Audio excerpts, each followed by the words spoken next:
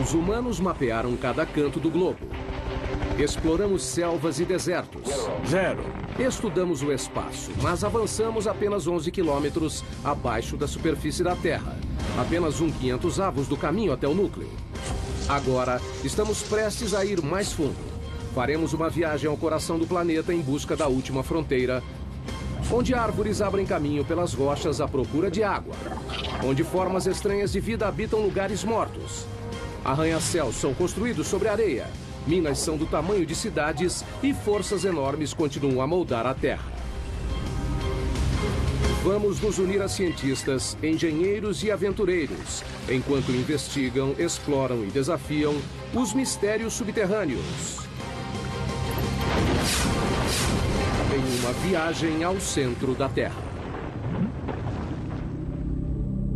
Chegar ao centro da Terra exige uma viagem de 6.400 quilômetros por 3 camadas subterrâneas distintas. A primeira é a crosta terrestre, uma camada superficial frágil com apenas 32 quilômetros de profundidade. Imagine a Terra sendo um ovo cozido. Na verdade, proporcionalmente, os continentes são 3 vezes mais finos que a casca do ovo e a crosta oceânica é quase 10 vezes mais fina. A crosta guarda muita coisa dentro dessa profundidade relativamente rasa. Sobrepõe-se zonas de carvão, água, sal, ouro, prata, petróleo. O mais interessante para nós que vivemos na superfície da Terra é que ou plantamos algo ou extraímos. Então, grande parte do nosso mundo vem do subsolo de diversas formas. Abaixo da crosta fica uma camada mais grossa, o manto, com 2.900 quilômetros de rocha derretida em movimento.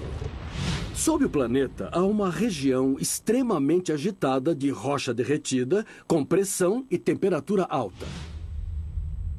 A mais de 3.780 graus Celsius, o manto está em agitação constante, rachando a crosta acima em grandes placas chamadas tectônicas. Essas placas agem moldando a Terra como em nenhum outro planeta. As placas que se movem centímetros por ano podem se juntar ou se separar com resultados incríveis. Temos vulcões em erupção na superfície, terremotos e ainda conseguimos sobreviver nesse equilíbrio delicado. Por incrível que pareça, vulcões são fonte de riqueza e fertilidade. São os vulcões que trazem nutrientes e materiais para a superfície da Terra. E é por isso que temos os solos férteis. É de onde vêm os recursos minerais e é como se formam. 2.900 quilômetros abaixo, no núcleo externo, o ferro derretido guarda a chave para a nossa sobrevivência. Um campo magnético para o planeta que nos protege da radiação solar. Precisamos do campo magnético terrestre por causa da força intensa do nosso Sol. Por fim, alcançamos o núcleo interno, o ambiente natural mais mortal da Terra. E quando chega ao centro da Terra, a pressão é 3.600.000 vezes maior que a da superfície. É o suficiente para pegar essa rocha de granito e diminuir seu volume pela metade. Nossa incrível viagem começa a poucos centímetros abaixo de nós. Se retirarmos a camada superior da Terra, encontraremos um mundo de insetos. Nenhum tão difundido quanto o da formiga. Esse ninho deve ser bem grande. Formigas construíram incontáveis ninhos sob a superfície de todos os continentes, exceto na Antártica. Dá pra ver formigas saindo por cima. Parece que algumas delas carregam larvas. Formigas existem há 120 milhões de anos. São anteriores a dinossauros como o tiranossauro. Dividiram a Terra com estegossauros e tricerátops. São 140 mil formigas para cada humano. Eu não conheço outro inseto social que seja tão difundido. É uma sociedade que se estende por trechos imensos do ambiente terrestre. Formigas são rápidas. A velocidade delas é equivalente a um humano correndo a 65 km por hora. E são fortes. Podem levantar até 20 vezes o próprio peso, como um homem adulto levantando um carro. Mas o que mais fazem é construir ninhos. Surpreendentemente, uma tarefa crucial para os humanos. Os ninhos ajudam o ar e a água a penetrar no solo, mantendo-o fresco e fértil.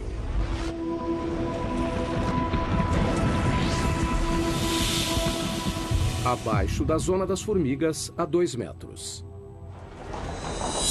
Londres, Inglaterra. 2 metros abaixo dessas ruas movimentadas estão as veias e artérias que suprem as necessidades da vida moderna.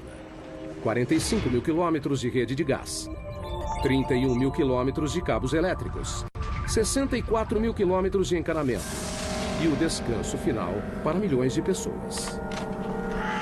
A 7 palmos é uma frase comum para morto e enterrado. Mas onde surgiu? A história teve início em Londres em 1665. A cidade sofreu uma epidemia de peste negra. No seu auge, o número de mortos chegou a mais de 7 mil por semana. O prefeito de Londres tentou impedir a propagação da infecção e ordenou que as sepulturas das vítimas da peste tivessem pelo menos 7 palmos de profundidade. Acreditava-se que os mortos poderiam infectar as pessoas saudáveis. Então, enterrar os corpos a 2 metros parecia fundo bastante para conter a doença. Mais tarde, as pessoas descobriram que a peste era transmitida através das pulgas e ratos pretos. No final, o surto de 1665 causou cerca de 72 mil mortes. 1 em cada 6 moradores de Londres. A cidade foi poupada apenas no ano seguinte, quando o grande incêndio de Londres acabou com todos os ratos. Mas a tradição da profundidade da sepultura foi espalhada pelo mundo.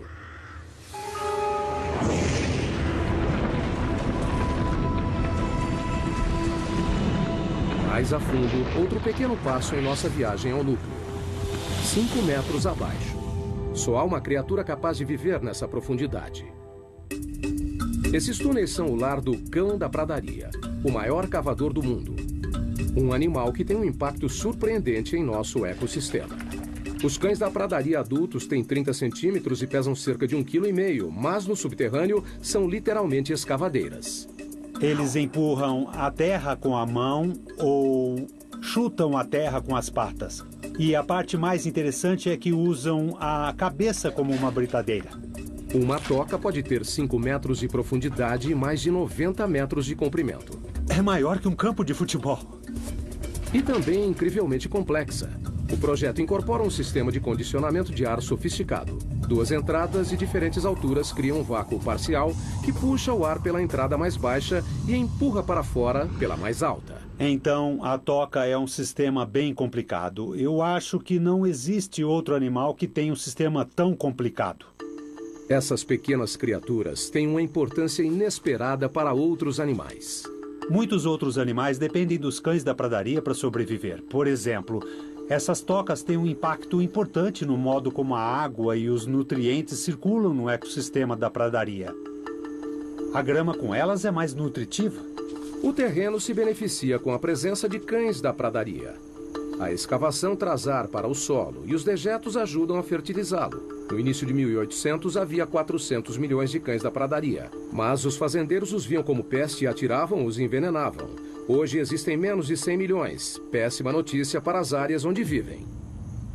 Eles não fazem mais parte do ecossistema da pradaria como faziam antes, há 200 anos. Porque não há número suficiente para povoarem o local e terem o impacto que precisamos. Então teremos mais corujas buraqueiras, os bisões irão se alimentar, as salamandras também. Por um lado, eles não estão ameaçados, mas o ecossistema da pradaria, como deveria ser e como era há 150 anos, esse está ameaçado.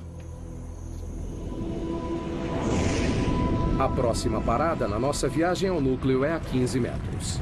Aqui, em muitos lugares do mundo, formas de vida superiores desaparecem. A Terra dá lugar a rochas. Começamos a encontrar carvão. O carvão se formou há cerca de 300 milhões de anos. Foi um processo único. O clima era mais quente e úmido do que hoje. Um grande pantanal dominava as regiões equatoriais da Terra. Com a queda de árvores e apodrecimento da vegetação no solo pantanoso, sedimentos sobrepostos foram comprimidos em rochas. Hoje, o carvão gera 1/3 da eletricidade do mundo. 7 bilhões de toneladas por ano são produzidas mundialmente. As maiores minas de carvão estão na China, Rússia e Estados Unidos. Só o estado da Pensilvânia produz 1% do fornecimento mundial. 1.500 pessoas viviam na cidade de Centralia, na Pensilvânia. Era uma pequena comunidade idílica. A gente andava de uma ponta a outra e conhecia todos na cidade. Era um jeito bom de viver. Hoje é uma cidade fantasma. Tudo por causa de um terrível acidente. Em 1962, uma queima de lixo foi iniciada propositalmente em um aterro ao lado do cemitério da cidade. Eles queriam limpar o aterro e colocaram fogo lá. Ele se espalhou por uma abertura que levava aos labirintos profundos das minas, velhas minas de carvão abandonadas que passam abaixo da Centralia. Alcançando uma profundidade de 15 metros, o fogo atingiu cerca de 180 hectares, o tamanho da Baixa Manhattan. E não parou por aí. O que alimenta o fogo é o carvão antrácito, rico em carbono e de combustão lenta. Muito bem, se olhar para a orientação da rocha, do leito de rocha, vai ver que se inclina neste sentido, indicando a tendência de um vale sinclinal. E na região do carvão antrácito, a maioria do carvão é encontrada nesse vale. Queimando a 650 graus Celsius, o ponto de fusão do alumínio, o fogo consumiu o solo e a rocha até não restar mais fundações.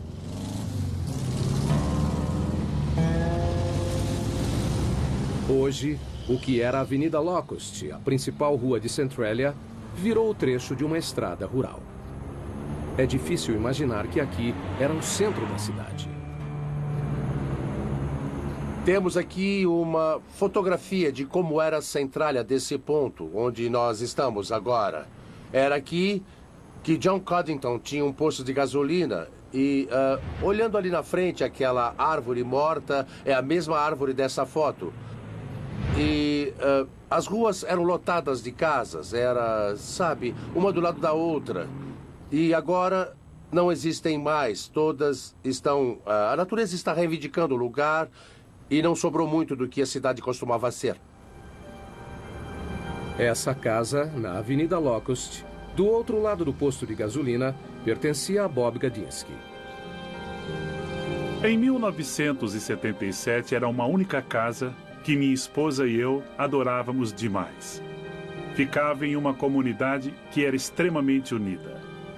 Mas como pode ver hoje, não há nada além do mato que cresceu. Com o passar dos anos, o fogo ficou mais forte, mais ousado, chamuscando a paisagem, carbonizando as árvores, tudo do subsolo. Além do calor e da fumaça, o fogo emitia gás nocivo, como ainda faz até hoje. Tem monóxido de carbono, dióxido de carbono, sulfeto de hidrogênio e dióxido de enxofre. Então não é recomendável respirar este ar por causa desses gases que estão presentes. Quando as ruas começaram a se desintegrar, o governo federal interveio. Em 1984, o Congresso financiou uma evacuação voluntária. A maioria dos cidadãos de Centralia se mudou para nunca mais voltar. Era preocupante viver em cima do desastre. A gente se sentia preso. Eu estava preocupada com a segurança das crianças, então procurei sair o mais rápido possível. O fogo subterrâneo venceu. De 15 para 150 metros subterrâneos. Agora a terra já deu lugar ao leito de rocha. Essa é a zona de construção. A camada onde a maioria dos grandes projetos de construção do mundo toma forma. Como os metrôs. Existem 52 sistemas ferroviários subterrâneos no mundo. O mais extenso fica em Xangai, na China, com 420 quilômetros de trilhos, 55 quilômetros a mais que o de Nova York. Mas o túnel de metrô mais profundo é o de São Petersburgo, na Rússia, a 104 metros, quase à altura da Estátua da Liberdade. Antigamente os túneis eram cavados assim, ou assim. Agora eles usam isso. A tuneladora, também conhecida como tatuzão. A tuneladora foi usada pela primeira vez em 1956 para cavar o túnel de esgoto do rio Humber, em Toronto. A máquina tem 120 metros de comprimento. A cabeça de corte tem 15 metros de diâmetro e gira 3 vezes por minuto para escavar a rocha. Um feixe de laser a mantém no caminho. Conforme as tuneladoras avançam, anéis de aço e lajes de concreto são instalados. Como uma fábrica móvel. Ela corta a rocha à frente e deixa um túnel finalizado para trás.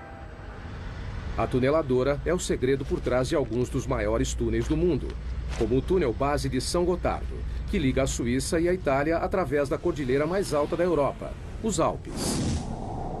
Em seu lugar mais profundo, o túnel está a 2,5 km abaixo dos picos da cordilheira. Com 58 quilômetros, é o túnel ferroviário mais comprido do mundo. A construção começou em 1996. Foram utilizadas 4 tuneladoras que perfuraram 2 túneis paralelos simultaneamente dos 2 lados, através de 24 milhões de toneladas de rocha. Demorou 14 anos, mas, em outubro de 2010, o projeto foi finalizado. Antes, os caminhões levavam 4 horas para chegar de Zurique, na Suíça, até Milão, na Itália. O túnel diminuiu o tempo de viagem em 90 minutos. O leito de rocha pode ser um empecilho para os engenheiros, que precisam atravessá-lo para construir um túnel, mas esse mesmo leito é necessário para a base dos edifícios mais altos do mundo.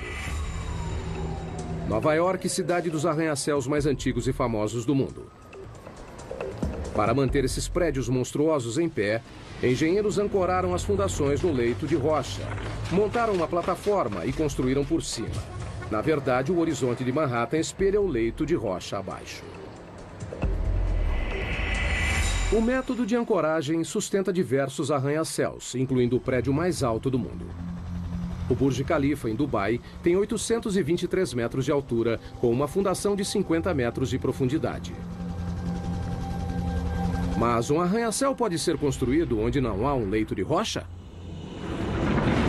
É um desafio que os engenheiros enfrentam na próxima parada de nossa viagem.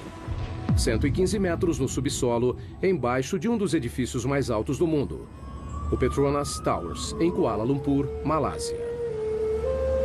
Incrivelmente, essas imensas torres de concreto e vidro não ficam no leito de rocha, mas sim na areia.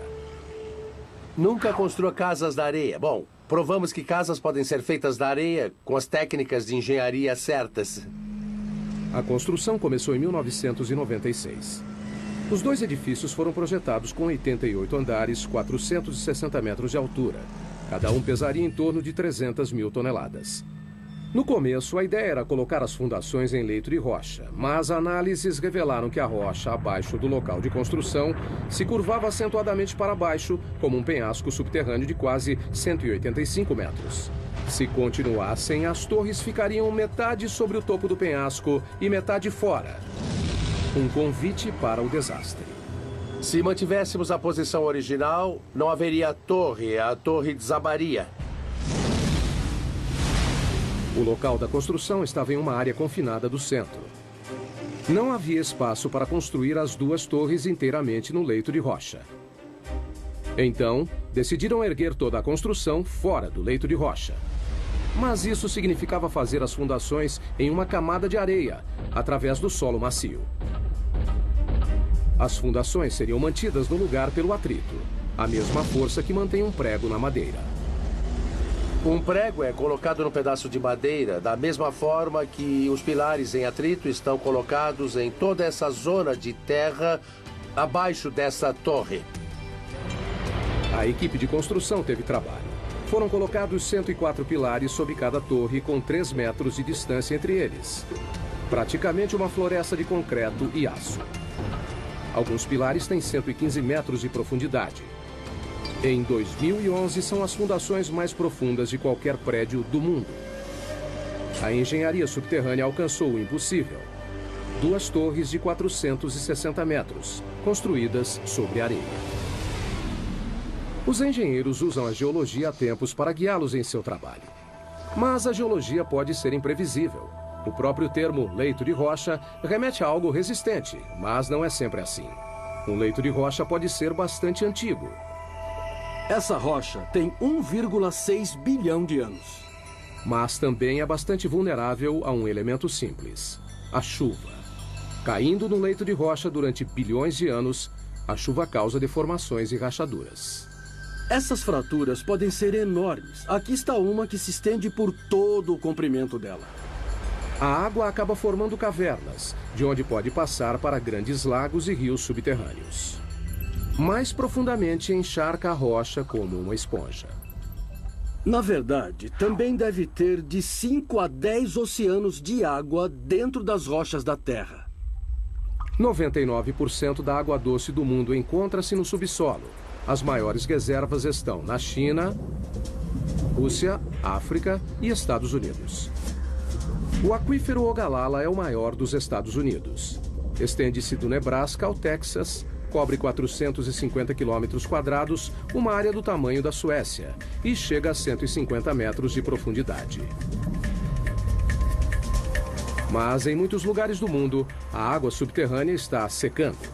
Isso significa que pessoas, animais e plantas precisam ir mais fundo para conseguir o que resta. A próxima parada em nossa viagem subterrânea, a raiz mais profunda do mundo, 120 metros. Mpumalanga, África do Sul.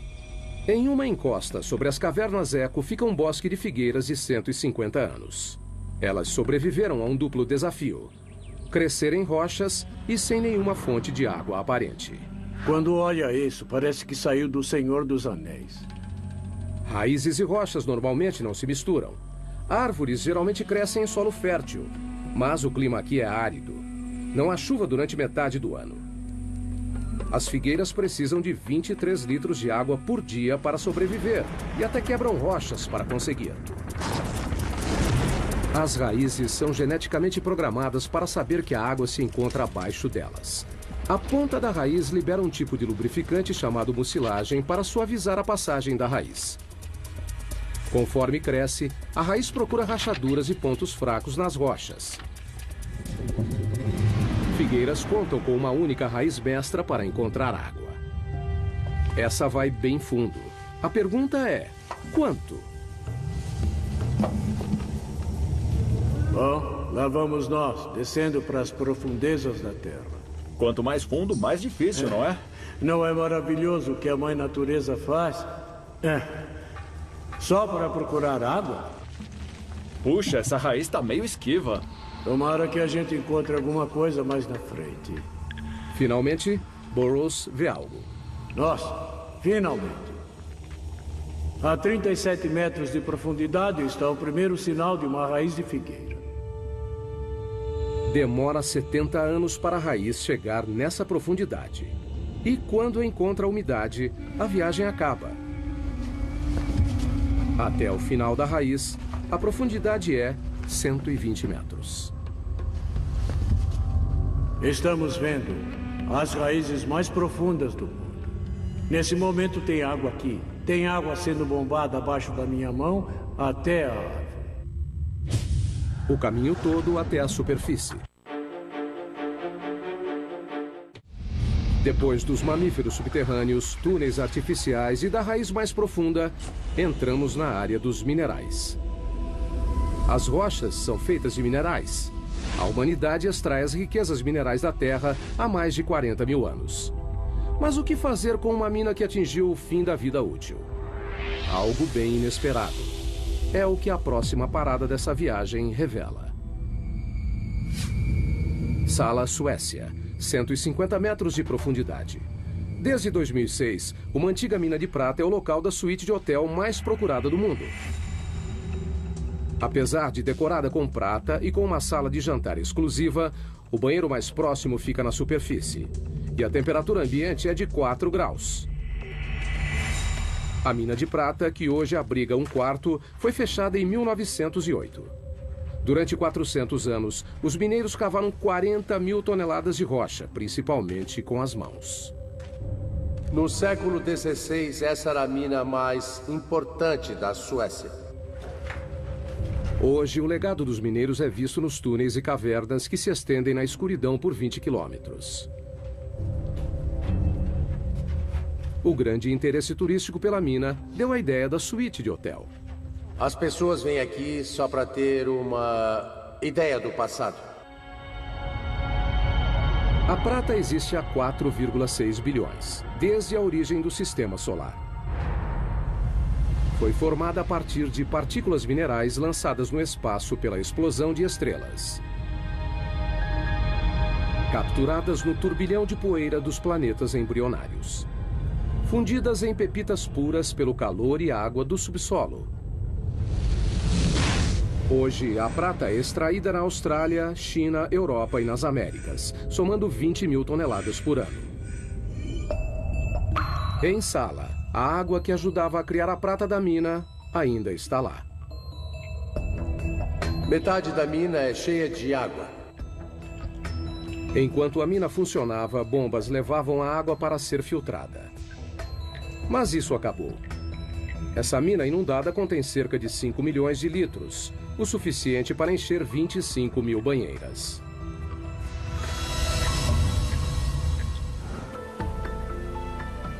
Marco e Tatya Hannistow alugaram a suíte de hotel subterrânea para comemorar o 15º aniversário de casamento. Tá certo? A ideia foi dela. Perfeito. Bom, eu queria fazer uma grande surpresa para ele. E alguma coisa especial. Vamos lá? O elevador leva 4 minutos e meio, avançando 60 centímetros por segundo para chegar na suíte de 150 metros abaixo. Marco está com dúvidas. Eu tô nervoso. Ficar embaixo da terra sozinho? Não, quase sozinho. Eu vou. Olha só, o casal chegou ao seu destino. Uau!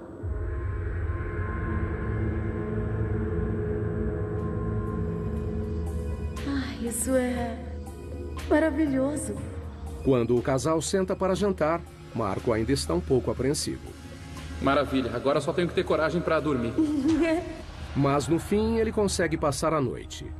Uma noite inesquecível. A água subterrânea é o maior agente para mudanças no subsolo. Ela não só reage quimicamente com os minerais para criar metais como a prata, mas também pode literalmente derreter a rocha. Cidade da Guatemala 2010. Um estrondo repentino, queda de alvenaria.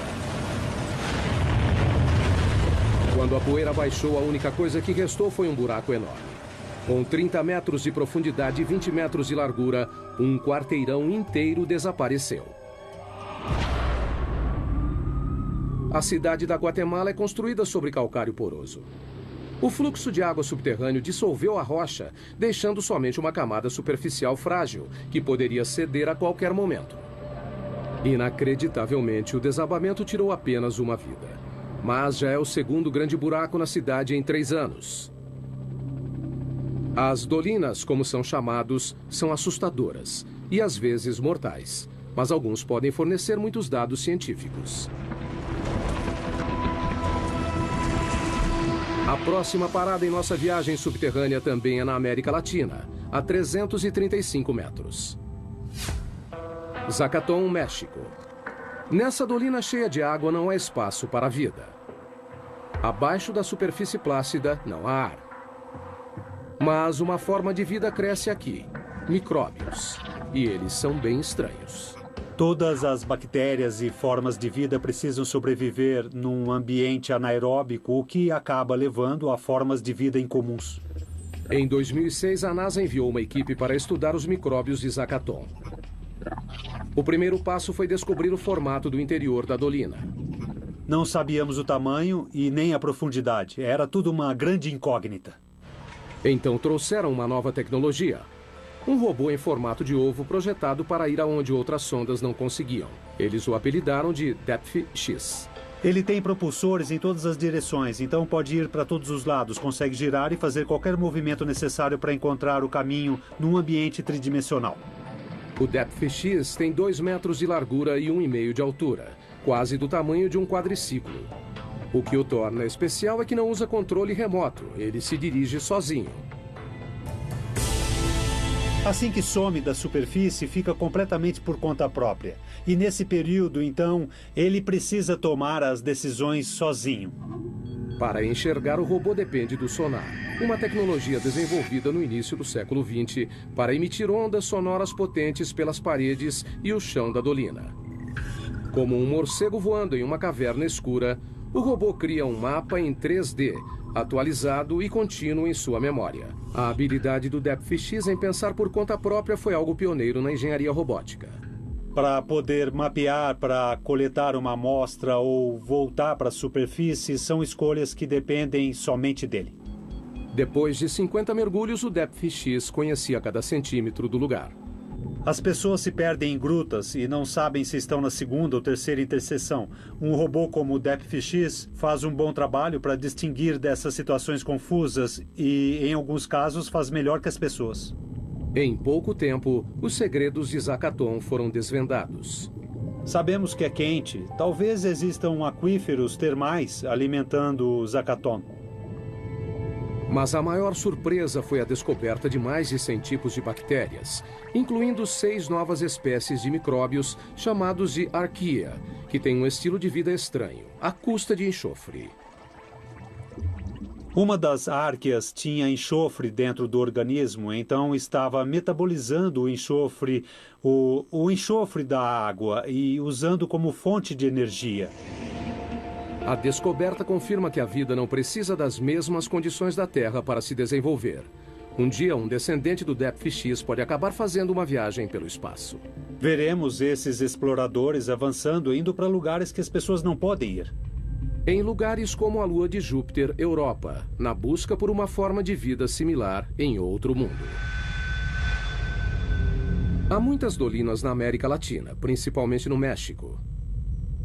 Só na província de Yucatán há mais de 3.000 delas. Algumas contêm água, outras não. Mas nenhuma delas pode ser comparada à nossa próxima parada da viagem.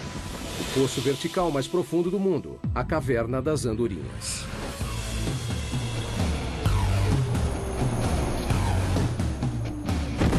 Para alguns paraquedistas, essa gruta representa um desafio único. Você vai para a beirada e olha para baixo. E quando você pula, sente a corrente de ar.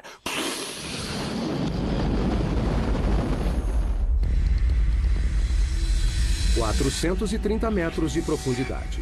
40 metros de diâmetro no topo, que se abre para 2 hectares no fundo. O poço tem as mesmas dimensões do Empire State.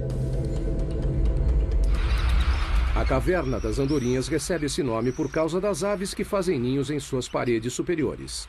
Milhões delas saem ao amanhecer e voltam ao anoitecer. Mas o que é fácil para os pássaros é difícil para um paraquedas. A posição e a noção de tempo são tudo. No subterrâneo, os paraquedistas correm o risco de ficar desorientados. Quando salta para o subterrâneo, as paredes te cercam. Vai encarar uma parede o tempo todo. O paraquedista tem 6 segundos e meio para puxar a corda. Se demorar mais, não haverá tempo do paraquedas abrir. A queda é de 37 metros por segundo. Acertar o chão nessa velocidade é como bater o carro contra uma parede de tijolos a 130 km por hora.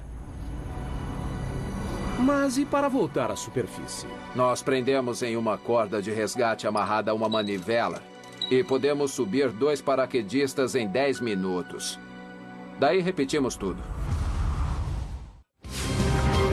Seguindo em direção ao centro da Terra, estamos em busca de minerais. Nossa próxima parada, a maior mina de sal do mundo em Ontário, Canadá. A mina Sifton, a 550 metros. O sal é uma espécie de rocha composta de sódio e cloro. É tudo o que restou do oceano que uma vez cobriu a Terra. Por causa das mudanças climáticas, ele evaporou. Um adulto normal precisa consumir uma colher de chá por dia ou corre o risco de ficar doente, em coma e até morrer. Então, não é surpresa que as primeiras minas de sal tiveram início há mais de 14 mil anos, onde hoje é a Áustria. Em todo o mundo, mineiros extraem 260 milhões de toneladas por ano. As maiores jazidas estão na China, Rússia e Canadá. A mina Sifton foi aberta em 1959 e fica a 530 metros abaixo da cidade de Goderich, em Ontário, e se estende por baixo do lago Huron. A maioria das minas consiste em túneis pequenos sustentados por vigas e pilares chamados de escoras. Sifto parece mais uma cidade subterrânea. Suas vastas cavernas cobrem mais de 7 quilômetros quadrados, quase o tamanho do centro de Manhattan. Tem até suas próprias lojas e escritórios. O teto baixo diz aos mineiros que estão próximos do alvo, onde estas serras enormes entram em ação. Nós escavamos túneis com 4 metros de altura e 20 de comprimento. As lâminas de 3 metros cortam as rochas enquanto giram 1.500 vezes por minuto. O ar fica denso com a poeira. O barulho é ensurdecedor, mas está prestes a aumentar ainda mais. Eles vão perfurar e explodiremos o local de 18 metros de largura por 18 de altura. São cavernas enormes.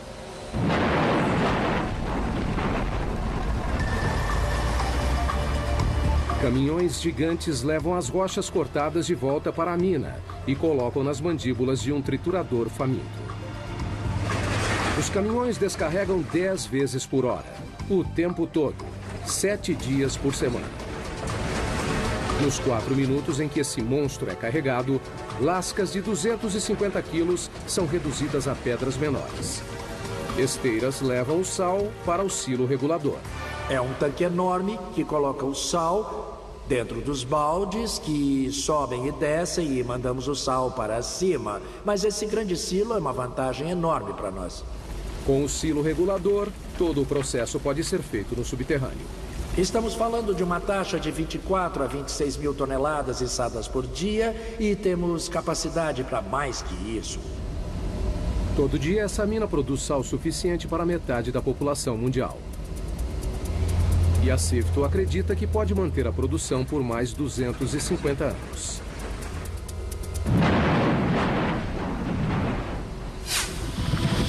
Nossa próxima história nos leva a 180 metros abaixo da mina Sifto, uma outra mina de sal em Sondershausen, Alemanha. Essa mina recebe um evento atlético diferente. A maratona mais profunda do mundo. Corrida subterrânea. Esse pessoal é louco. Correr uma maratona subterrânea é uma experiência muito diferente de correr na superfície. A gente não se sente livre. Na floresta sente o vento e todo o resto, mas no subterrâneo não. As condições são extremas. Veja a temperatura, por exemplo. A cada 18 metros abaixo da crosta, a temperatura aumenta meio grau. O motivo disso vem de 4,6 bilhões de anos, a origem da Terra. A mistura de gases e partículas em espiral que formaram o planeta incluía poeira cósmica radioativa. Depois de comprimida em rocha, sua energia radioativa foi liberada na forma de calor, que continua até hoje. Trabalhar nessas condições pode ser difícil. Correr pode ser ainda mais complicado. A uma profundidade de 730 metros, os corredores subterrâneos lidam com um calor de 27 graus. É muito quente. Parece o inferno. 40% de umidade. O ar não é muito bom. Aqui embaixo, acho que esse é o pior problema. E um percurso difícil. A corrida é executada em um circuito desigual que sobe e desce 215 metros em cada volta. Quando leva um tombo aqui, pode se machucar muito feio. Em uma maratona normal, os pés ficam 0,2 de segundo no chão. Com a fadiga, ficam mais tempo no chão. Na mina, quanto maior o contato, maior o risco. Tá vendo isso aqui? É escorregadio. Precisamos de tênis com uma boa sola, como essa que é grande, mas eu acho que podia ser maior. É, eu acho que travas seria muito bom. Ter cravos. Ou cravos. Embaixo. Inevitavelmente, o terreno traiçoeiro faz uma vítima. Quebrou? Não dá pra saber. Por que maratonistas correriam em condições tão perigosas é um mistério. Mas se perguntar para eles, dirão a mesma coisa. É emoção, é a corrida mais difícil do mundo. Eu acho que quem pode dizer que correu uma maratona 600 metros abaixo da terra? Depois de passar metade do dia no subterrâneo, os maratonistas estão livres para voltar à superfície. A temperatura quente, o ar seco e as duras condições foram temporários. Mas para 33 mineiros chilenos em 2010, sair não foi tão fácil. O teto do túnel desabou e os prendeu a 730 metros, a mesma profundidade da maratona. Os mineiros suportaram um calor de 27 graus, o ar denso com pó de rocha, escuridão e isolamento. Eles nem tinham certeza de que sairiam de lá. A entrada do resgate teve que ser aberta através de uma rocha vulcânica chamada basalto, famosa por deslizamentos repentinos. Temendo provocar um novo desabamento, equipes de todo o mundo usaram tecnologia moderna para cavar a entrada do resgate. Foi um processo lento. Depois de 69 dias, todos os 33 mineiros foram resgatados. Foi um dos maiores resgates de minas de todos os tempos. Estamos nos aproximando do local mais profundo em que um humano já esteve. Esse é o laboratório científico mais profundo do mundo. É bem movimentado aqui. O Observatório de Neutrinos de Sudbury, ou Snow Lab, está a 2 quilômetros abaixo do centro de Ontário. 2 experimentos estão em andamento. Um deles está na fase final de comissionamento. 3 experimentos grandes estão em construção. Os cientistas estão à procura de algo que só pode ser visto a 2 quilômetros abaixo da superfície. Partículas minúsculas de matéria cósmica, chamadas neutrinos. Tão pequenas que 200 cetilhões deles caberiam em um grão de areia. São 200 com 24 zeros. Não é uma surpresa que os neutrinos sejam fracos. Elas são partículas incrivelmente leves e, normalmente, passariam pela Terra completamente despercebidas. Cientistas descobriram os neutrinos em 1956. Estão em todo lugar do universo. Para detectar algo tão pequeno, precisa filtrar e excluir os raios gama, os raios X e a radiação ultravioleta que constantemente bombardeiam a Terra do espaço. Queremos provar que não é uma radiação convencional que de algum modo interfere e imita os sinais esperados. Então precisamos de muita proteção. Por isso o laboratório é tão profundo. Esses raios cósmicos tornariam a medição sensível do neutrino algo impossível. Os 2 quilômetros de rocha no laboratório Sudbury reduzem esses raios cósmicos a um fator de 10 milhões. Encontrar algo tão pequeno quanto o neutrino requer equipamentos grandes. Se você procura uma partícula, precisa aumentar suas chances de vê-la. Cobrindo uma área de 7.250 metros quadrados, tão grande quanto 6 piscinas olímpicas, as câmaras e túneis interligados do laboratório parecem mais uma estação espacial ou uma base lunar do que um laboratório subterrâneo. O laboratório levou 18 anos para ser construído e custou cerca de 70 milhões de dólares. Neutrinos deixam um pequeno traço de luz quando atravessam certas substâncias. Essa caverna já abrigou 60 mil toneladas de rocha. Agora, abriga uma esfera de 12 metros, que comporta 760 litros do líquido conhecido como água pesada, uma forma natural de H2O mais sensível aos neutrinos devido ao seu grande peso molecular. O neutrino causa uma reação que gera luz, que reage com os detectores de foto. Então, dá para descobrir sua energia, direção e por aí vai. Nessa profundidade é difícil transitar pelo laboratório. O elevador desce a 640 metros por minuto. Depois tem 1,5 km de caminhada. A temperatura ambiente é de 27 graus. É quente por causa da pressão nessa profundidade. Ao redor deles, a rocha está sendo espremida a mais de 544 atms, mais de 500 vezes a pressão atmosférica na superfície. Quando fizeram o laboratório, enfrentaram um desafio: criar um ambiente subterrâneo puro. Mantemos as fontes de poeira e contaminação no mínimo absoluto graças ao esforço constante na limpeza. Na entrada, eles passam por um processo rigoroso de descontaminação para remover poeira, que pode arruinar os experimentos delicados. Isso envolve tirar tudo que vestiu na mina, tomar um banho completo e colocar roupas limpas que nunca foi usada fora da mina. Além da poeira, as pessoas espalham detritos próprios continuamente. 600 mil partículas da pele por hora. Uma centena de fios de cabelo por dia. E qualquer uma das opções pode comprometer o trabalho no laboratório. Uma vez dentro, os cientistas enfrentam mais triagem e limpeza. Até o esgoto do laboratório é limpo.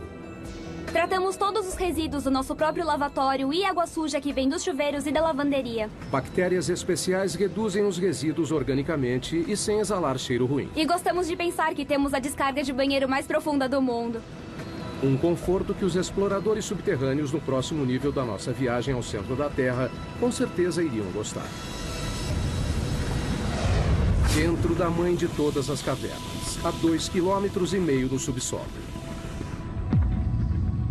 Esses exploradores poloneses esperam ir além do que qualquer outro explorador já foi. Eles treinam para uma descida na J2, que faz parte dos 2,5 km de profundidade do sistema de cavernas Chev, no México. O que nós procuramos é a caverna mais profunda do mundo. A erosão da água da chuva criou a J2. A descida envolve fissuras, desvios e câmaras alagadas. Passar por esse percurso subterrâneo não será fácil. Temos que continuamente treinar para conseguir isso. A descida de 2,5 km é tão profunda quanto a altura do Monte Santa Helena. Por isso, os exploradores precisam se equipar como montanhistas subterrâneos. Arnesses, cordas, grampos e capacetes. A caverna Kasprovia Nizhnia, na Polônia, tem condições similares à J2. Só não é tão profunda. O treinamento da descida começa. Conforme a equipe desce, a frequência cardíaca sobe para 140 batimentos por minuto. Os exploradores geralmente queimam 6.000 calorias por dia, quase o dobro do normal diário. A gente tem que trazer muito alimento para a caverna. Na expedição verdadeira, cada explorador carregará mais de 27 quilos de alimento para um acampamento até quase metade do caminho. Mesmo que seja cansativo carregar todo esse alimento para cá, porque estamos a pouco mais do que 1 quilômetro, é essencial, porque a gente precisa encher a barriga.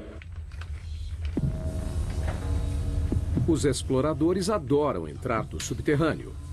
Quanto menor e mais apertado, melhor. Para mim é como um parquinho. É brincar com os amigos. Mas a verdadeira J2 não é um jardim de infância. Ela contém passagens tão apertadas que até os exploradores mais experientes achariam assustadoras. Eu sou pequena, então não costumo me sair mal em lugares apertados, mas não entro em lugares muito apertados. Eu acho que odiaria isso. Para passar pelas fissuras, os exploradores precisam reunir toda a experiência e habilidade. Porque se você escorregar apenas 20 centímetros, você pode ficar preso em uma fissura. O que poderia ser fatal, já que o resgate não conseguiria chegar tão longe. A descida continua. Os exploradores seguem a viagem. Você desce e desce cada vez mais e mais, e você não pode pensar em subir, só em descer cada vez mais. O maior desafio da J2 é a água. A gruta leva a uma série de câmaras alagadas chamadas fossas. São 3 dias rastejando, pulando, escalando e descendo para chegar nesta passagem alagada, cheia de água, onde você precisa usar o equipamento de mergulho e então o jogo começa. Se chover enquanto estiverem no subterrâneo, a equipe corre o risco de ficar presa. Na última expedição, a J2, 2 equipes ficaram presas nessa caverna. Mas com o avanço do treinamento, uma volta para o México é uma perspectiva que ainda deseja.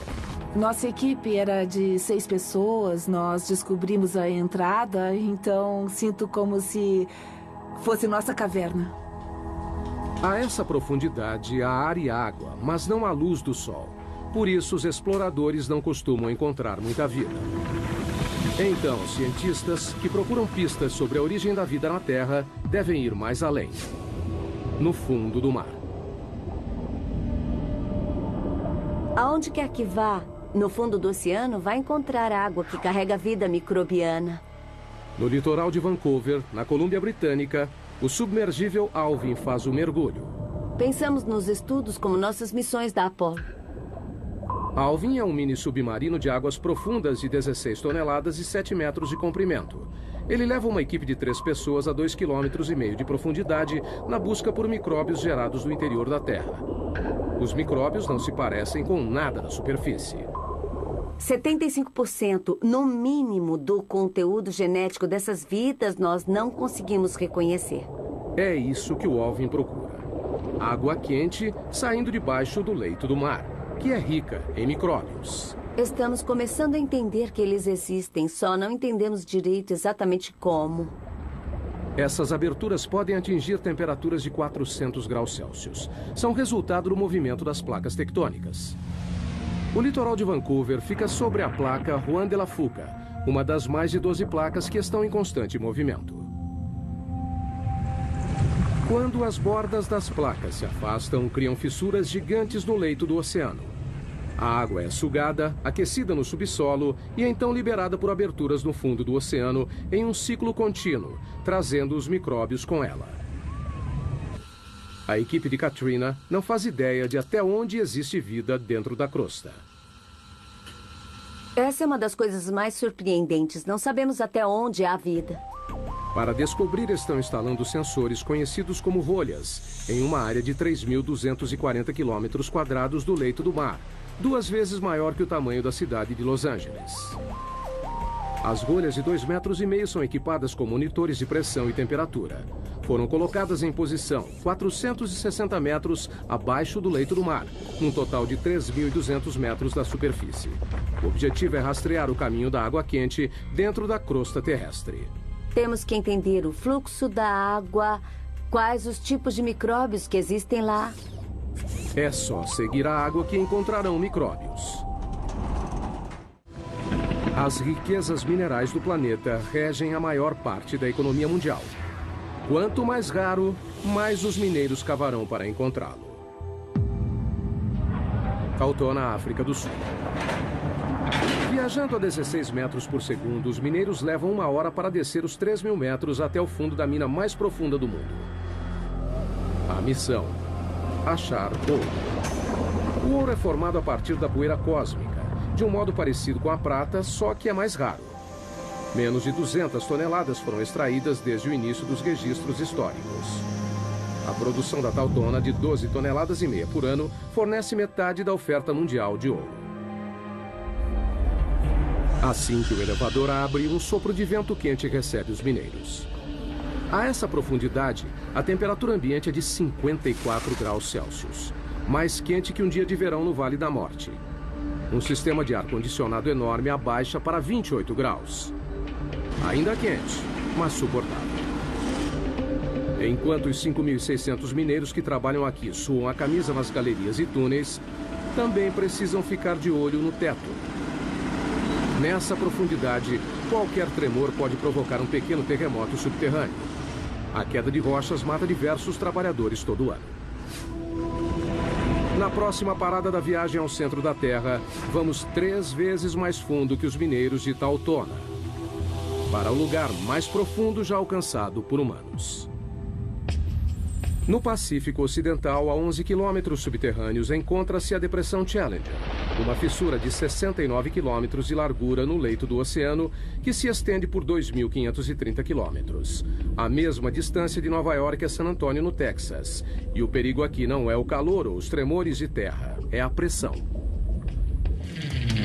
Em 23 de janeiro de 1960, o oceanógrafo suíço Jean Piccard e o comandante da Marinha americana Don Walsh partiram em uma embarcação subaquática única para se tornarem os primeiros e até agora únicos humanos a verem o verdadeiro fundo do mar. Don Walsh revive a viagem histórica. Foi o único submersível que foi até a Depressão Challenger e por quase 50 anos ninguém mais voltou lá. E por uma boa razão. A pressão a 11 quilômetros de profundidade é esmagadora. 1.080 ATMs. Imagine o peso de 48 Boeing 747 em cima de um dedo. Para suportar esse peso incrível, Piccard projetou um submergível chamado Trieste. Com 15 metros de comprimento, 4 metros de diâmetro, ele pesava 51 toneladas, quase o tamanho de um caminhão de lixo médio carregado. Para a proteção, a equipe ficou em uma esfera de aço de 2 metros de diâmetro, de 16 toneladas. Não tinha espaço para as pernas. A gente tinha meio metro cúbico para 2 pessoas. É quase o tamanho de uma geladeira doméstica. O que, levando em conta a água a 1 grau Celsius negativo, não parecia tão ruim assim. A temperatura dentro do casco era aproximadamente a de uma geladeira também. Para flutuar, o Trieste foi suspenso por uma boia, um tipo de balão submarino. Mas ao contrário de balões que voam no céu, a equipe não conseguiu usar hélio. Então decidiram usar outra coisa. Todos sabemos que o petróleo é mais leve que a água, então o Trieste usou gasolina. Foram necessários mais de 85 mil litros de gasolina para conseguirem flutuabilidade. O suficiente para encher 500 tanques de carro. 8 da manhã, hora da ação. A descida começa. É um processo lento e cauteloso. O tamanho e o posicionamento das janelas da cabine do Trieste dificultam a visão. Esta é a janela de visão principal. É uma peça de acrílico de 18 centímetros de espessura e tem uma portinhola do outro lado da esfera com uma janela menor. E tem uma janela no tubo de entrada. A 200 metros, o Trieste mergulhou na escuridão. Eles atingiram o limite de penetração da luz solar. Mas a 910 metros, a natureza trouxe ajuda. A única coisa que iluminava o abismo era a bioluminescência dos animais e plânctons. Como se fossem vagalumes, eles carregavam a própria fonte de luz. Então parecia neve caindo de cabeça para baixo. Depois de mais de 1 hora, surgiu um problema.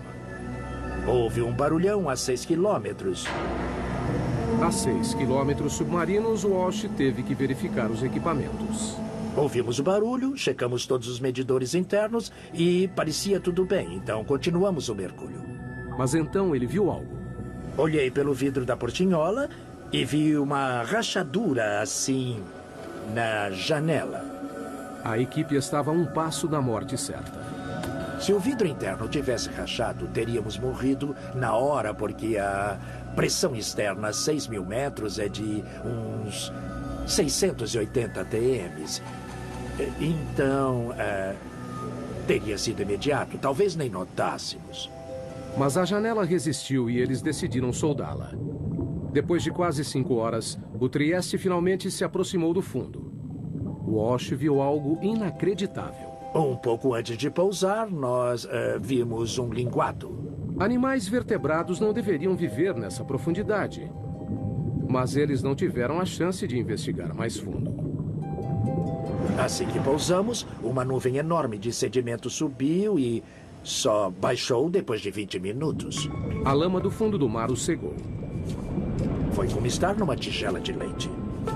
Eles não tiveram escolha. A gente não via nada, não dava para tirar fotos e a lama não baixava. Decidimos voltar para a superfície. Para permitir que o Trieste fizesse a viagem de volta, Walsh controlou o peso soltando o lastro. A gente tinha 2 barris de lastro cheios de bola de aço e no fundo do barril tinha um eletroímã. Com o ímã acionado, as bolas ficaram no barril. Desligamos a força elétrica e elas desceram. Ao apertar um botão, o Trieste começou a voltar para a superfície. E entrou para a história. 11 quilômetros é o limite para a exploração humana. Atravessamos mais de 1/3 da crosta terrestre. Pessoas saem de cena. Máquinas assumem. Todos os cientistas utilizam ferramentas para ajudá-los a explorar lugares que não podem ir. Telescópios, microscópios. Mas geólogos enfrentam um problema diferente. O engraçado é que eu não posso dizer o que existe a 30 centímetros abaixo do chão que pisamos, porque não consigo ver através da rocha. A solução parece óbvia. Perfurar a rocha e olhar. Mas é uma abordagem repleta de problemas. Península de Kola, noroeste da Rússia, 1989. Em um ponto castigado pelo vento, na fronteira com o Círculo Polar Ártico, cientistas embarcam em um plano ambicioso. Com despesas enormes, um buraco incrivelmente fundo foi perfurado para alcançar o limite entre a crosta terrestre e o manto. São 35 quilômetros subterrâneos. Para reduzir o atrito, usaram um método de perfuração novo. Ao invés de toda a cabeça de escavação, somente a broca foi inserida, bastante lubrificada com lama e óleo. A 6 quilômetros, a perfuração descobriu fósseis de plâncton de 18 milhões de anos em um estado de conservação impressionante. A 11 quilômetros, encontraram rocha de 4,4 bilhões de anos. Zircão, o mineral mais antigo do planeta. Mas, com o aumento da temperatura a cada metro, nos 12 quilômetros, ela chegou a 300 graus Celsius. A perfuração parou de repente. A temperatura aumenta muito rápido conforme avança para o interior do planeta. Com a profundidade dos buracos, a broca de metal não aguenta e então começa a se derreter. Pelos próximos 14 anos, houve tentativas de retomar a perfuração, mas todas fracassaram. Não temos equipamentos nem materiais que suportem a temperatura e pressão que existem a dezenas de quilômetros subterrâneos. O poço superprofundo foi abandonado em 2003. Então, se não conseguem perfurar, o que os geólogos fazem? Usam os ouvidos. Não vemos o que há dentro do planeta, ouvimos o que há dentro do planeta. Sismógrafos, como são conhecidos, são leitores que monitoram os sons dos movimentos das rochas no subsolo. Eles literalmente ouvem os terremotos. Há terremotos de magnitude 6 ou maior a cada 3 dias em média. E isso faz o mundo se modelar. As vibrações mudam de acordo com a densidade da rocha. Dados que geólogos podem ler. Conseguimos fazer imagens tridimensionais do que forma o planeta inteiro, monitorando milhares de terremotos com milhares de sismógrafos durante muitos anos. Pessoas ao redor do mundo dependem dos recursos sob nossos pés. A próxima parada em nossa jornada ao centro da Terra, o campo de petróleo mais profundo dos Estados Unidos, 11 quilômetros abaixo do Golfo do México. Há mais de 6.000 plataformas de petróleo no litoral do Texas e Louisiana, com capacidade de suprir 25% do petróleo dos Estados Unidos. Mas não é fácil de obter. É preciso atravessar 1,5 km de mar e depois mais 9,5 de pedra. Como fica mais difícil de achar petróleo e gás, avançamos mais e mais para águas fundas e fazemos buracos mais profundos. A perfuração em águas profundas está passando por uma revolução nos litorais do Egito, África Ocidental, Brasil e no Golfo. É maravilhoso termos a tecnologia para avançar tão profundamente. Mas a tecnologia tem suas limitações. Na primavera de 2010, uma plataforma chamada Deepwater Horizon perfurava um poço relativamente raso a 7 quilômetros no campo de Macondo, cerca de 80 quilômetros da costa da Louisiana. 20 de abril, 22 horas. A plataforma foi abalada por uma explosão. A bola de fogo foi vista a 56 quilômetros de distância. 11 funcionários morreram, 17 ficaram feridos. 1,5 km abaixo, no leito do oceano, a ruptura do poço liberou até 60 barris de petróleo por dia. Um barril tem 180 litros. Foi como jogar 450 caminhões-tanque no mar. O vazamento totalizou quase 5 milhões de barris. Foi o pior desastre de petróleo nos Estados Unidos. Então, o que deu errado? A Deepwater Horizon já tinha perfurado 11 quilômetros no fundo do campo de petróleo do Golfo no outono anterior, em um local diferente.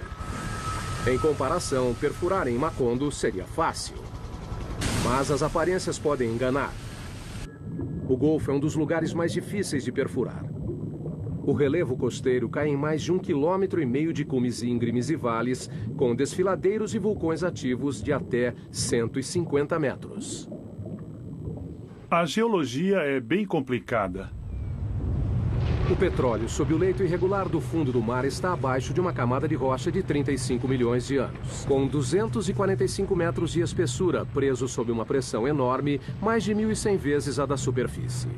E tem também o peso das rochas, sobrepostas, pressionando, que faz a pressão do fundo do poço aumentar incrivelmente. Além da pressão, os perfuradores de petróleo podem encontrar perigosos bolsões de gás metano congelado, conhecido como hidrato. Se acidentalmente perfurar, isso pode ser um problema. Aquecido pelo atrito da broca, o metano explode o poço, liberando uma quantidade enorme de petróleo. Muitos pesquisadores associam a tragédia do Deepwater Horizon a um bolsão de metano congelado. A tecnologia de escaneamento convencional nem sempre pode detectá-los, e isso é um desafio para a exploração do petróleo. E ninguém sabe a quantidade existente porque é muito difícil conseguir uma imagem sísmica. Agora, os exploradores estão usando uma nova geração de sensores de fundo do mar para ajudá-los a detectar o gás congelado antes de se tornar uma ameaça. Literalmente, nós o descemos pela lateral do navio e ele afunda até o leito do oceano, usando uma âncora de concreto pesada, e fica lá por vários dias ou até vários meses. Ao contrário do sismógrafo padrão, este sensor não mede as ondas sonoras geradas pelo movimento tectônico da Terra. Ao invés disso, detecta eletricidade. Medimos as propriedades eletromagnéticas do leito do mar, a condutividade elétrica.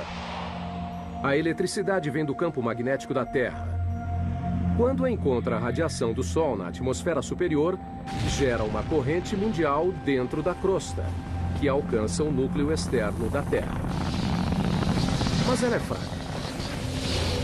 Medimos menos de 1 nanovolt no fundo do oceano. Os sinais que nos interessam são pequenos. A corrente passa por diferentes rochas dependendo da facilidade com que conduzem ou resistem à eletricidade. Ao medir essa corrente, os sensores fornecem uma imagem mais detalhada do que há na rocha, fazendo a distinção entre um bom condutor, como a água, e um mau condutor, como o petróleo. O que é bom porque gastar 100 milhões de dólares perfurando um poço de água salgada é perda de tempo.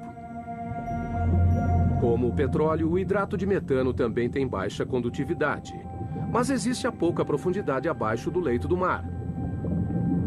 Para encontrá-lo, é preciso dar um choque na Terra. E é isso que esse instrumento que está na minha frente vai fazer. Eles o chamam de SUSI, da sigla em inglês para Instrumento Aquático de Energia Elétrica. Ele usa uma fonte de 2.000 volts com corrente de até 500 amperes. Um mini-raio, 5 milhões de vezes mais forte que a dose necessária para matar um ser humano. Nós descemos com um cabo de reboque atrás dos navios de pesquisa, muito próximo do leito do mar. Alimentamos com energia e ele gera uma corrente elétrica que é injetada na água por uma antena. E então eles medem o resultado. Uma leitura superficial que mostra uma rocha resistente à eletricidade pode significar que ela contém bolsões de hidrato. Só o tempo poderá dizer se o escaneamento eletromagnético ajudará a reduzir os riscos de explosões em campos de petróleo submersos. Enquanto isso, a técnica está sendo cada vez mais usada por cientistas. É como examinar uma panela de sopa fervendo e ver tudo o que está acontecendo. E revela muitas coisas sobre o movimento das rochas no interior da Terra. Com as imagens de alta resolução dos sismógrafos, podemos perceber pequenos detalhes do que acontece no interior do planeta, coisa que realmente não era possível há 10 ou 20. Estamos quase na metade do caminho pela costa. Cerca de 5 quilômetros mais fundo do que qualquer ser humano já foi. Não é um lugar muito agradável. Aqui a temperatura da rocha é de 480 graus, quente o bastante para derreter vidro. A pressão é de 1.500 ATMs. E estamos à procura de terremotos. Em todo o mundo, as placas tectônicas se chocam e se curvam contínua e lentamente. Uma média de 2,5 cm por ano. Quase a velocidade do crescimento das unhas. Mas na superfície, esse movimento pode ter um impacto devastador. Janeiro de 2010, Porto Príncipe, Haiti. Um terremoto de magnitude 7 balançou a cidade. O choque principal durou apenas 10 segundos, mas os tremores continuaram por 2 semanas. Nessa parte. Aqui, ó. No final, 230 mil mortos. Quase 300 mil edifícios destruídos. E 2 milhões de desabrigados. Foi o 4º pior terremoto da história. Terremotos têm o potencial para ser o tipo de desastre natural que é o mais catastrófico. No Haiti, a linha de falha que causou essa devastação tinha apenas 64 quilômetros de comprimento e se moveu 2 metros. Ainda assim, os tremores desencadearam forças inimagináveis. Existe muita energia armazenada na Terra quando a onda vem até a superfície. O choque ondulou no solo como um cobertor, em ondas de até 4 metros de altura. Quando atingiu a superfície, a onda se concentrou, refletiu e então voltou. Portanto, a intensidade da onda nesse local deve ter sido o dobro. Esse é o Centro de Pesquisa em Terremotos da Universidade da Califórnia, em Berkeley.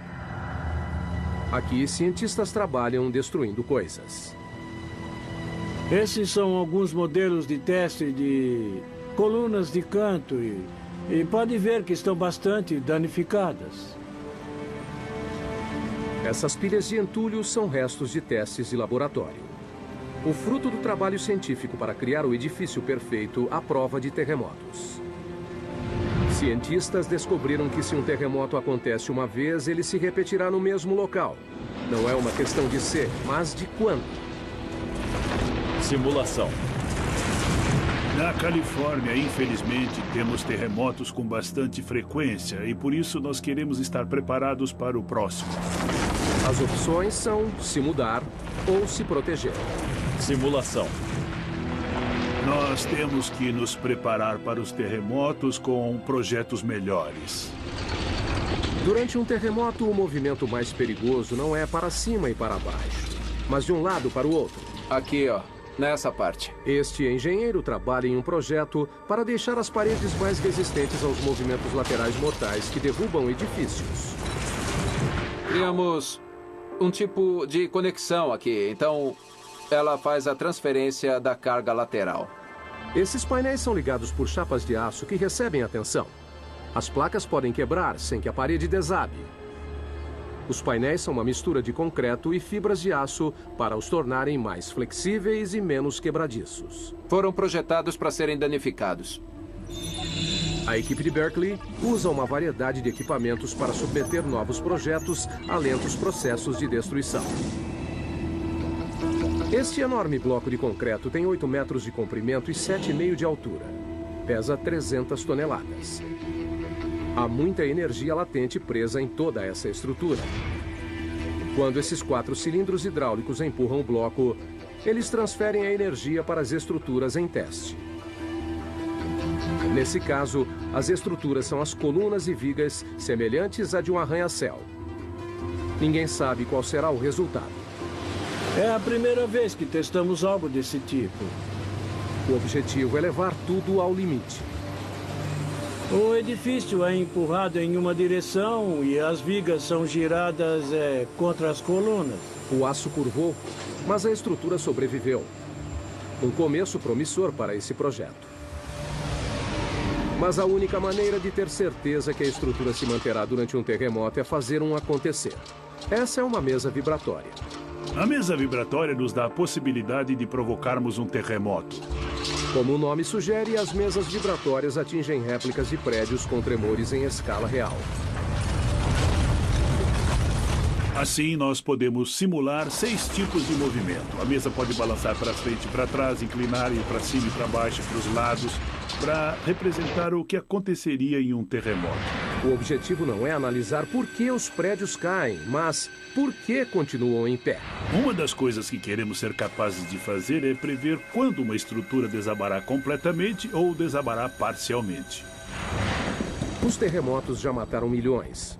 Mas o movimento tectônico que os causam também faz parte do ciclo mundial, que é crucial para a saúde do planeta Terra.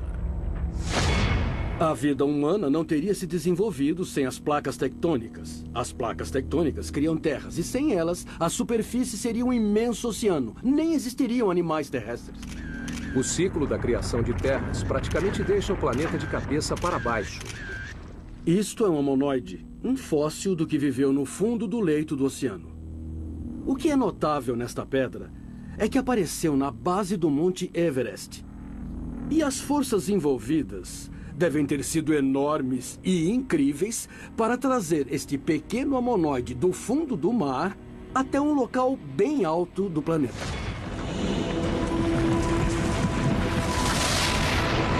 E a fonte dessas forças estão mais abaixo das placas tectônicas. É a próxima parada da nossa jornada ao centro. 35 quilômetros abaixo está o manto. Uma vasta região com 2.900 quilômetros de profundidade que compreende 70% da massa do planeta.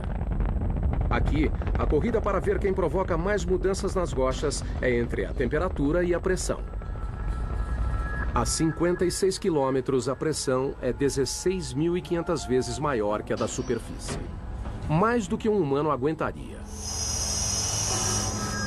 Essa câmara de alta pressão ilustra o impacto que isso teria no corpo humano desprotegido.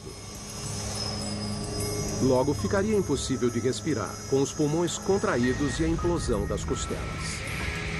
Com mais 3 quilômetros a 59 de profundidade, a pressão reduziria nossos ossos a pó. Mas a temperatura também sobe, graças à liberação de energia radioativa do manto.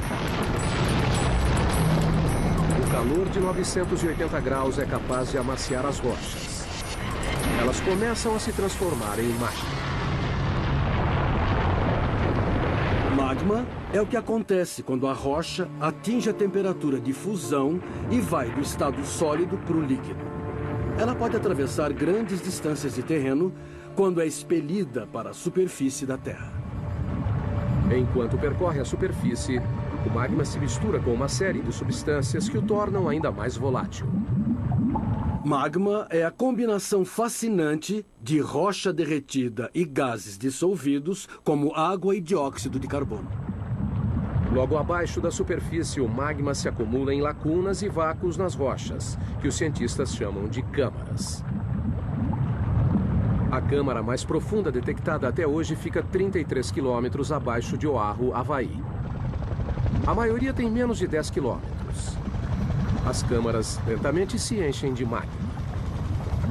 Com o aumento da pressão no subterrâneo, o magma é forçado em direção à superfície. Uma hora o ponto de ruptura é atingido. O resultado, erupção vulcânica. Uma das imagens mais poderosas do interior da Terra é dos poucos lugares onde o interior vem para a superfície, como no vulcão. 500 milhões de pessoas no mundo vivem bem perto de um vulcão. Uma única erupção pode ser catastrófica. Vulcões podem subir bem depressa e, em alguns casos, levaram dezenas de milhões de anos para serem criados. Acontecem sem aviso, chegam a 530 graus e é quase impossível de serem parados. Abril de 2010. O vulcão Eiffel entra em erupção na Islândia. Liberou 99 milhões de metros cúbicos de cinzas, o bastante para encher 40 mil piscinas olímpicas. Uma nuvem de cinzas de 9 quilômetros foi para o ar. Espalhou-se por mais de 1.800.000 quilômetros quadrados, maior que a área do Alasca. A erupção provocou uma paralisação de 6 dias dos aviões em todo o hemisfério norte e segurou mais de 1 milhão de passageiros por dia. Os serviços voltaram ao normal depois de 1 mês. Estamos chegando ao núcleo externo em nossa jornada ao centro da Terra. Uma zona de 2.100 quilômetros de ferro derretido, imprensada entre o manto e o núcleo interno sólido. Para chegar aqui, passamos por água e rocha. Combatemos temperatura e pressão. E revelamos os segredos subterrâneos que moldam nossas vidas. Mas um mistério permanece. O que faz a Terra ser magnética?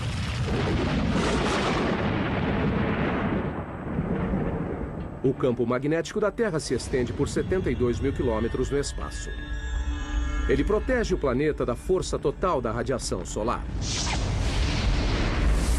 Um único brilho solar de 2 horas libera 10 bilhões de toneladas de partículas radioativas.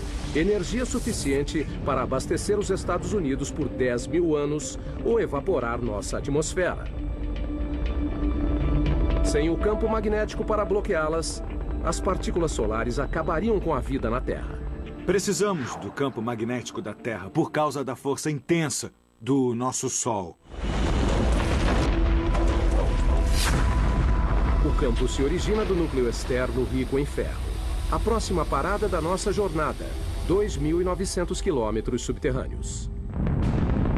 A temperatura aqui é de 4.420 graus, quente o suficiente para vencer a rigidez e derreter o ferro. Quando o ferro se desloca, de alguma maneira, gera eletricidade. Cientistas a chamam de efeito dínamo. O efeito dínamo se refere à produção de campos magnéticos por movimento. Mas como a movimentação de ferro fundido abaixo da superfície gera um campo magnético, é um dos grandes mistérios da Terra. Não sabemos realmente como essa turbulência na movimentação de metal líquido dá origem ao dínamo. São apenas movimentos aleatórios. Essa esfera gigante pode fornecer respostas. É um modelo mecânico da Terra. Parte de um experimento da Universidade de Maryland que tenta descobrir por que a Terra é magnética. A esfera tem 9 metros de diâmetro, pesa 23 toneladas e tem rotação de até 130 km por hora.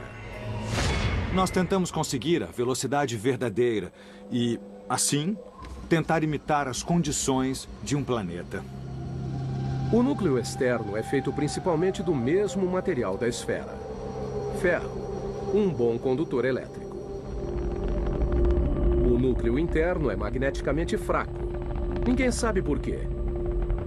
Mas como um dínamo gigante, o movimento em torno dele cria um campo magnético. Claro que Lathrop não pode reproduzir as condições reais do núcleo externo. Não podemos chegar ao centro, então não dá para ver como acontece diretamente. Mas ele acredita que pode chegar perto. Para obter os resultados, ele precisa encher a esfera com 3.217 litros de um líquido. Até agora, só usou água. Mas planeja usar sódio líquido fervente.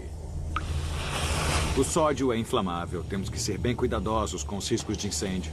Mas, além do ferro fundido, é o único material que pode fazer o trabalho.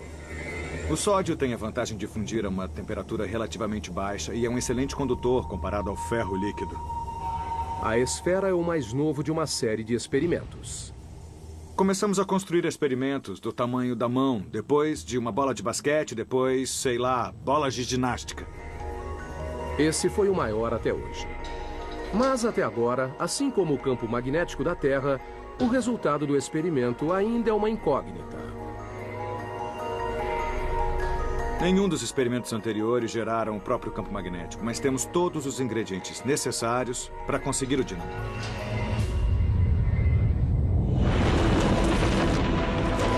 Quase 6.500 quilômetros subterrâneos, chegamos ao final da nossa jornada, o núcleo da Terra.